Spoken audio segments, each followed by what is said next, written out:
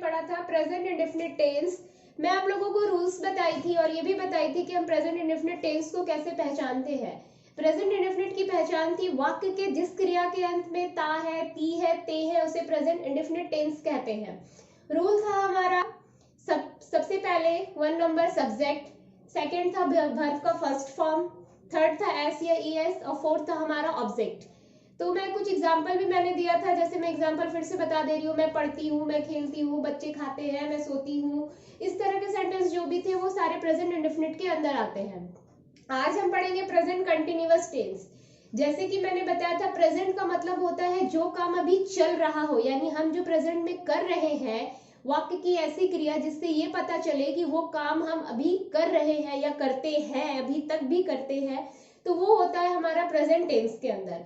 तो आज हम पढ़ेंगे इसका second part present continuous tense.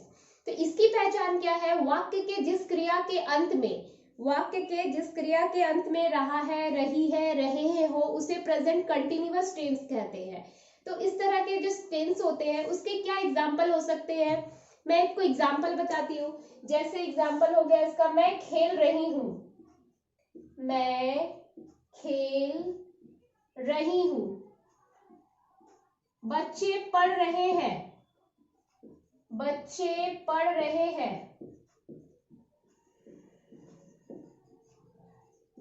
माँ खाना पका रही है। बहुत सारे एग्जाम्पल ले सकते हैं आप। माँ खाना पका रही है, पिताजी काम कर रहे हैं, मैं किताब पढ़ रही हूँ, मैं पत्र लिख रही हूँ। इस तरह के बहुत सारे एग्जाम्पल ले सकते हैं हम। तो ये सभी आते हैं किसके अंदर? प्रेजेंट कंटिन्यूअस के अंदर। कंटिन्यूअस का मतलब होता है जो काम अभी जारी है, जो अभी चल रहा है कंटिन्यूअसली, उसे हम बोलते हैं कंटिन्यूअस। वाक्य के जिस क्रिया के अंत में रहा है, रही है, रहे हैं हो उसे हम बोलते हैं प्रेजेंट कंटिन्यूअस टेंस। पहचान क्या है हमारा? रहा है, रही है, रहे हैं हो उसे बोला जाता है प्रेजेंट कंटिन्यूअस टेंस। रूल क्या है? इसे हम इंग्लिश में ट्रांसलेट किसे कैसे करते हैं?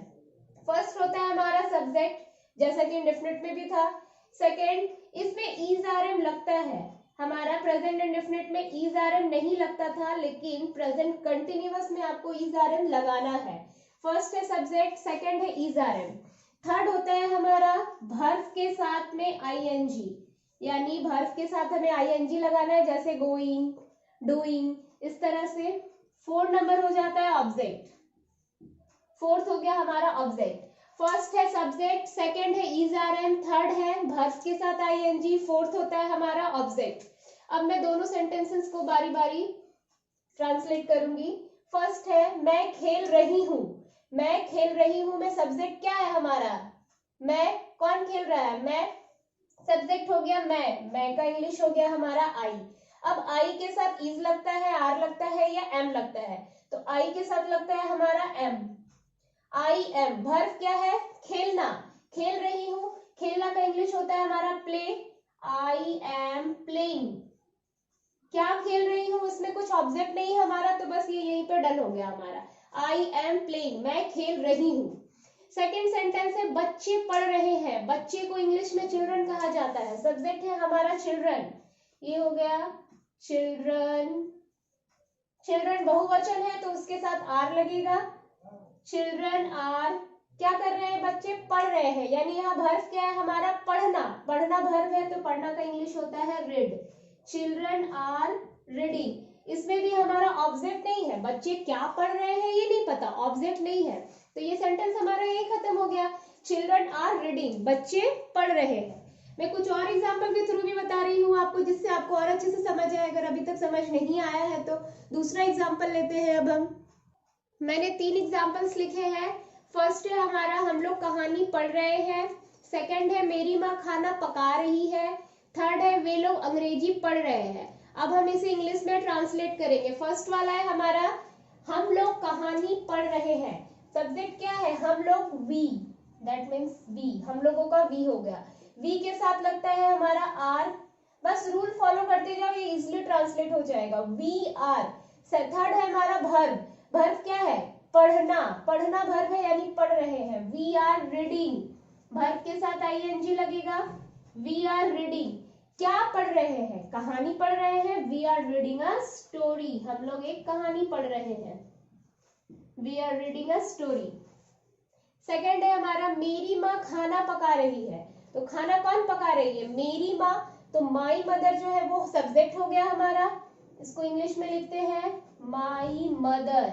अब मदर चूंकि एक वचन है हमारा तो इसके साथ इज लगेगा, माई मदर इज।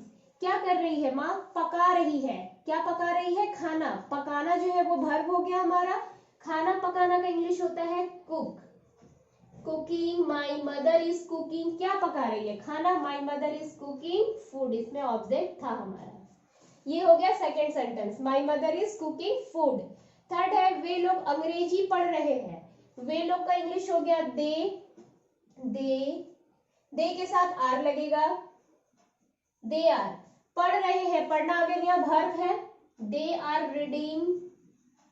क्या पढ़ रहे हैं? अंग्रेजी पढ़ रहे हैं।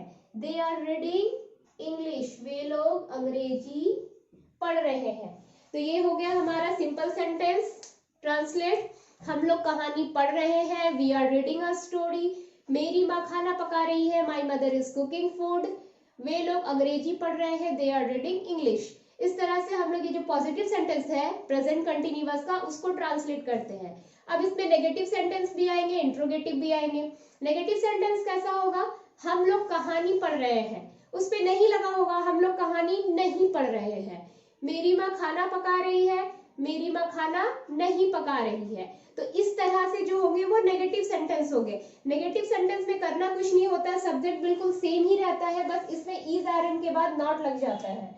नेगेटिव में थर्ड नंबर में लग जाएगा आपका नॉट, फोर्थ में हो जाएगा, मतलब ये एक स्टेप आगे बढ़ जाएगा, फोर में हो जाएगा वर्ब के साथ आईएनजी, और 5 नंबर में हो जाएगा हमारा ऑब्जेक्ट। बस और कुछ करना नहीं है। मैं इसी को ट्रांसलेट करके दिखाती हूँ जिसमें नॉट रहे हमारा, जिसमें नेगेटिव जो नेगेटिव सेंटेंस हो उसको ट्रांसलेट। ये है हमारा नेगेटिव सेंटेंस, हम लोग कहानी नहीं पढ़ रहे हैं, मेरी माँ खाना नहीं पका रही है, वे लोग अंग्रेजी नहीं पढ़ रहे हैं। इसको हमें इंग्लिश में ट्रांसलेट करना है। रूल सेम ही है। सबसे पहले सब्जेक्ट, तो हम लोगों का क्या हो जाएगा? वी के साथ लगेगा हमारा आर। वी आर नहीं है इसलिए नॉट लगाएंगे, वी आर नॉट पढ़ रहे हैं। वर्ब क्या है हमारा? पढ़ना। पढ़ना का हो गया रीड। वी आर नॉट, इसमें आईएनजी ऐड कर देंगे, वी आर नॉट रीडिंग। क्या नहीं पढ़ रहे हैं? कहानी। We are not reading story, हम लोग कहानी नहीं पढ़ रहे हैं। सेकेंड सेंटेंस है मेरी माँ खाना नहीं पका रही है। मेरी माँ हो गया सब्जेक्ट, माई मदर। मदर के साथ लगेगा is, my mother is not. नहीं है तो नॉट लगाएंगे, माई मदर इज नॉट। क्या नहीं पहले सबसे पहले सॉरी हमें ये देखना ऑब्जेक्ट से पहले तो वर्ब देखेंगे। तो वर्ब है पकाना, माई mother is not cooking.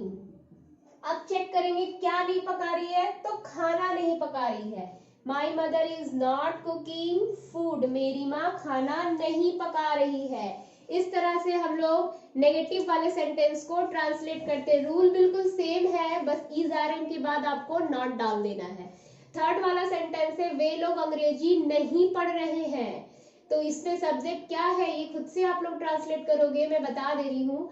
Subject क्या है? वे लोग। वे लोगों का इंग्लिश होता है दे आर नॉट, वर्ब हो गया हमारा पढ़ना, they are not reading English.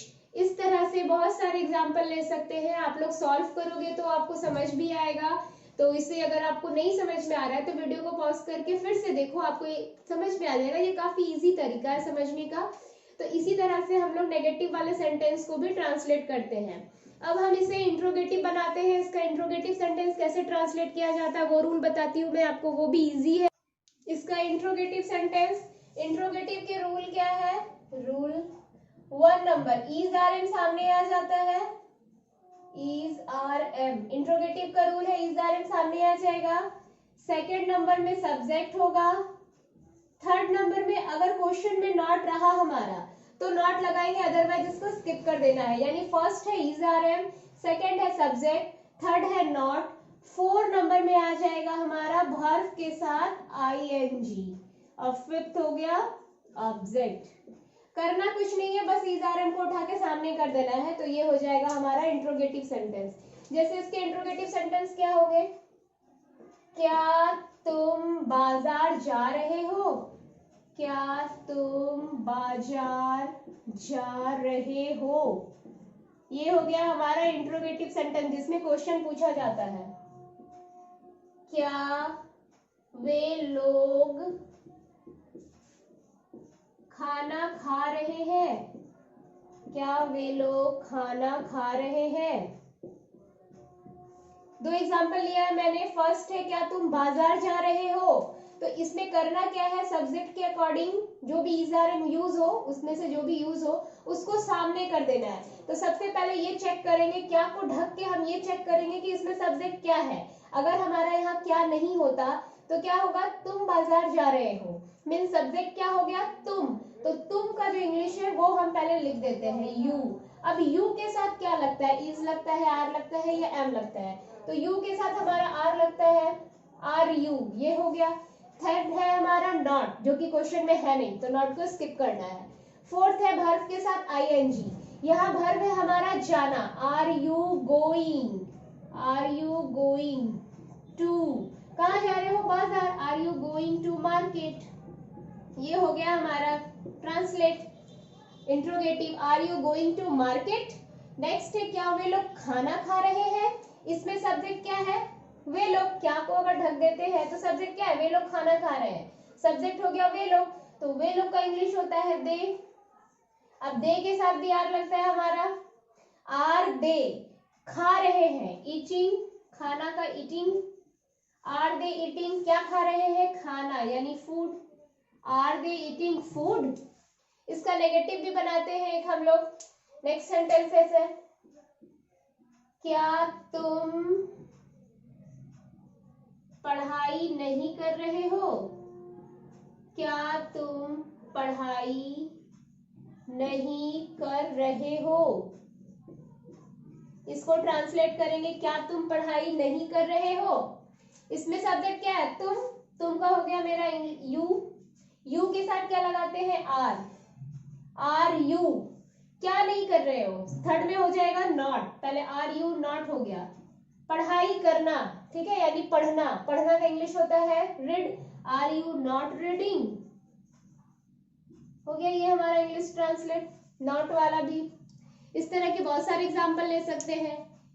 क्या आप क्रिकेट नहीं खेल रहे हैं, are you not playing cricket, क्या तुम्हारी माँ सो रही है, are your mother is, sorry यार नहीं, इज योर मदर स्लीपिंग। इस तरह से हम लोग इसके इंट्रोगेटिव सेंटेंस को ट्रांसलेट करते हैं। अब इंट्रोगेटिव सेंटेंस में टू टाइप्स के होते हैं, ये जो मैंने एक बनाया, एक दूसरा वो होता है जिसके बीच में ऐसा वर्ड होता है जो क्वेश्चन करता है, जैसे आप क्या कर रहे हो, जिसको WH बोलते हैं, तुम कहाँ जा रहे हो। इस तरह के सेंटेंस को कैसे ट्रांसलेट किया जाता है, रूल बिल्कुल सेम है, बस आपको फर्स्ट में WH वर्ड लगाना है और बाकी ये रूल सब कुछ सेम रहेगा। मैं एग्जांपल के थ्रू बताती हूँ आप लोगों को। अब हम लोग देखेंगे WH, फर्स्ट में क्या हो जाएगा, फर्स्ट में जो है WH वर्ड लगेगा हमारा, बाकी रूल सेम रहेगा, बस फर्स्ट में WH वर्ड लगेगा। इसके एग्जांपल्स क्या हो सकते हैं, आप क्या कर रहे हो, आप क्या कर रहे हो, बच्चे कहाँ जा रहे हैं। इस तरह के जो सेंटेंस होते हैं उसे WH बोलते हैं, कहाँ जा रहे हैं। इसको भी सेम इसी प्रोसेस से करना है, बस इसमें WH वर्ड मतलब जो वर्ड क्वेश्चन बना रहा है बीच में आकर, जो वर्ड बीच में आकर क्वेश्चन बना रहा है उसी को बोलते हैं WH वर्ड, उसको पहले लिखना है। जैसे कि अभी तक हम जो सेंटेंस बना रहे थे उसके सामने में रहता था, बस ये आ गया अब बीच में। तो क्या का इंग्लिश होता है हमारा व्हाट, बाकी सेम रूल है, is are am subject not verb के साथ आईएनजी ऑब्जेक्ट। तो अब हम देखेंगे कि यहाँ सब्जेक्ट क्या है, सब्जेक्ट आप, तो व्हाट यू लगा देते हैं आपका। अब यू के साथ क्या होता है, आर, व्हाट आर, व्हाट के बाद इज आर एम जो भी लगेगा उसके बाद सब्जेक्ट आता है। तो अगर आपको ये कंफ्यूजन है कि यहाँ इज लगेगा, आर लगेगा या एम लगेगा, तो उसके पहले आप यहाँ पे सब्जेक्ट लिख लो, उसके बाद ही आप इज आर एम पुट करो। What are you. उसके बाद क्या, आप क्या कर रहे हैं, करना का do, what are you do हो गया, यहाँ पे डू के साथ लगाना है ING, what are you doing, आप क्या कर रहे हो। सेकेंड है बच्चे कहाँ जा रहे हैं, कहाँ का इंग्लिश होता है वेयर, वेयर लगा दिया मैंने। उसके बाद सब्जेक्ट है हमारा चिल्ड्रन, थोड़ा स्पेस छोड़कर हम चिल्ड्रन लिखते हैं, वेयर चिल्ड्रन हो गया। चिल्ड्रन के साथ क्या लगेगा, आर, वेयर आर चिल्ड्रन, जाना का गो, वेयर आर चिल्ड्रन गोइंग, बच्चे कहाँ जा रहे हैं। तुम क्या पढ़ रहे हो, व्हाट आर यू रीडिंग। इस तरह से हम लोग WH वर्ड वाले जो सेंटेंस होंगे उसको ट्रांसलेट करेंगे। तो आज ये था हमारा प्रेजेंट कंटिन्यूअस टेंस, काफी इजी है ये भी, जैसे प्रेजेंट इंडेफिनिट पढ़ा था हमने उसी तरह ये हमारा कंटिन्यूअस है, बस उसमें इज़ारएम नहीं था, इसमें इज़ारएम है और इसमें वर्ब के साथ आईएनजी लगाना है। तो इस तरह से आज हमने पढ़ा present continuous tense. Next day में आपको बताऊंगी प्रेजेंट परफेक्ट टेंस के रूल्स। तो अगर आप लोगों को ये समझ आया तो प्लीज लाइक शेयर सब्सक्राइब जरूर करें, और जिन्हें भी कोई भी प्रॉब्लम हो वो मुझे कमेंट बॉक्स में पूछ सकते हैं, मैं उनको बता दूंगी। अगर कोई रूल में प्रॉब्लम हो रहा है या कुछ भी इशू हो रहा है आप लोगों को, वो मुझसे पूछ सकते हैं। Thank you.